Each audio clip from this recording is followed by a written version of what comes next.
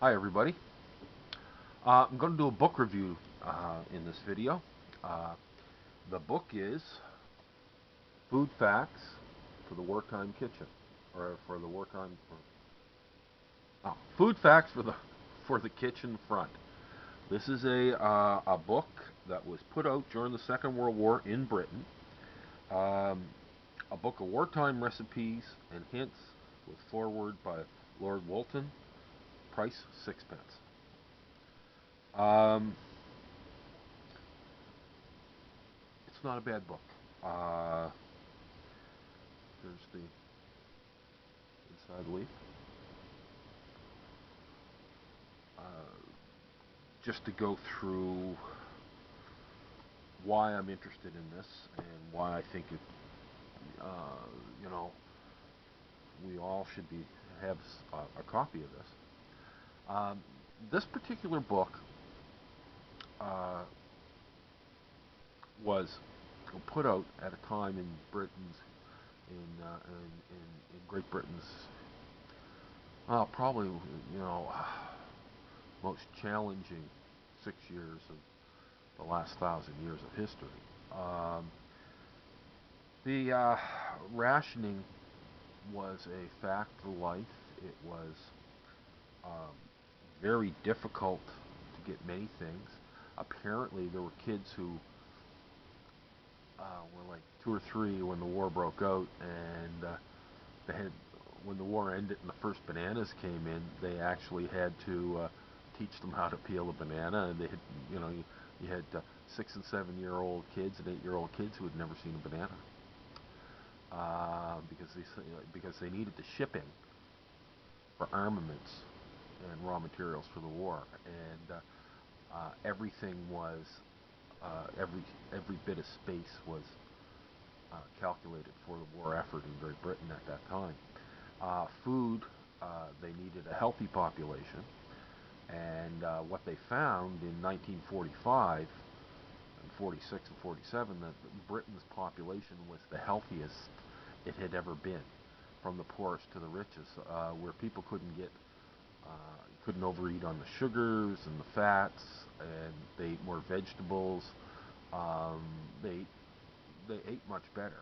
Uh, Now, for me, and for many of us, we realize that the current situation in the global situation is not really sustainable, um, and there could be shortages. I mean, most of our food travels 1,500 miles before it gets on our table, so we want to grow more of our foods.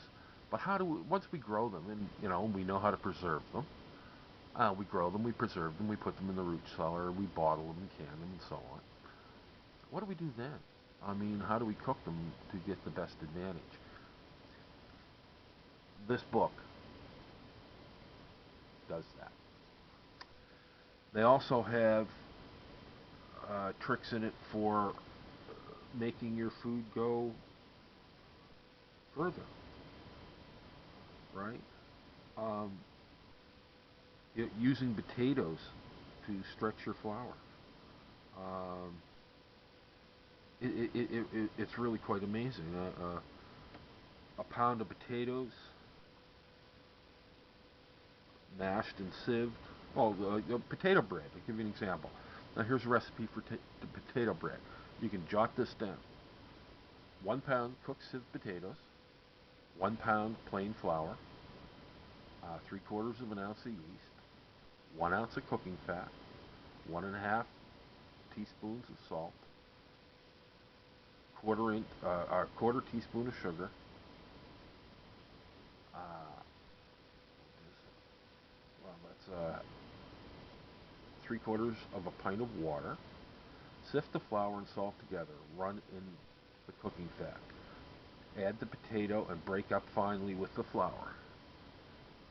Make a well in the center of the flour mixture. Pour in the yeast, creamed with sugar and a half pint of warm water. Sprinkle some of the flour mixture over the liquid, then put the basin in a warm place until the yeast is sponged through. Add sufficient warm water to make a light dough. Knead well with floured hands.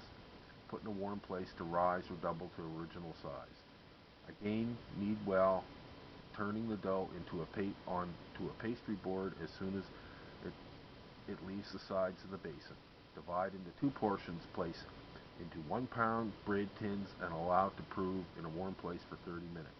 Bake in a hot oven for 1 to 1 1/4 hours. Potato pastry.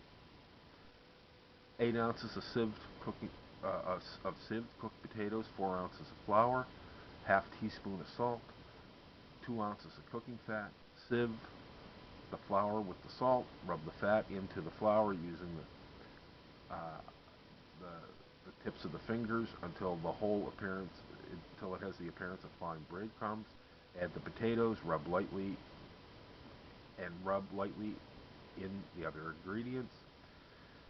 Mix to a very dry dough with a small quantity of cold water. Knead well with fingers and roll out.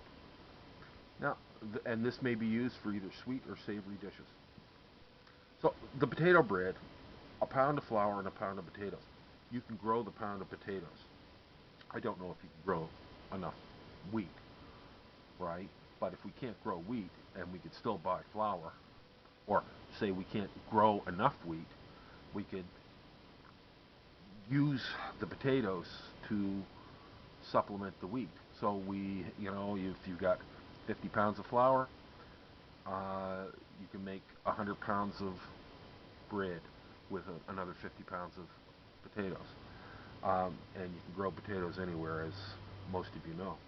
And it's the same way with potato pastry. It's 4 ounces flour to 8 ounces cooked potatoes. This book is full of stuff like that, and it's it wasn't expensive. I picked it up on eBay. It was, I believe, $8 and $5 shipping, or I got it in Britain, so it might have been pounds. I don't know. It was under 20 bucks. Worth every penny. I've made a lot of the recipes in here. And I've even discovered recipes in this that my mom used to make, which I find really cool. It has like stale bread. What to do with stale bread? You don't throw it out. You can dry it out in the oven, grind it up, and you can have wheat mealies, which is a breakfast cereal, which is basically breadcrumbs with milk, sugar, cinnamon, whatever you have. You can also make biscuits, soda crackers type thing. You slice the bread up really thin, put it in the oven until it snaps. Then you can put it in once it's cool, put it in a bag, set it there. You want cheese and crackers? There you go. It's a lot like Melba toast. It's quite good, actually. And so you can make your own Melba toast, I guess. Bake a loaf of potato bread and then slice it up really thin, dry it out in the oven, and you got your own Melba toast. So anyway, I really recommend this. It wasn't that expensive, and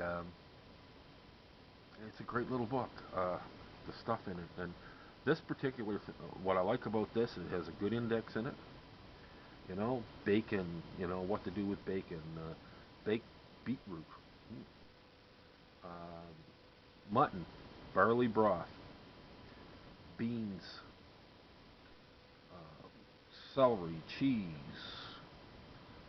veg, Irish potato bread, hard roe butter, kidneys and potato pie, margarine, pickled meat or packed meats, rabbit recipes, bunch of rabbit recipes, beef, veal, waffles, a whole bunch of stuff. So, pick yourself up a copy. You won't be disappointed. Until the next time.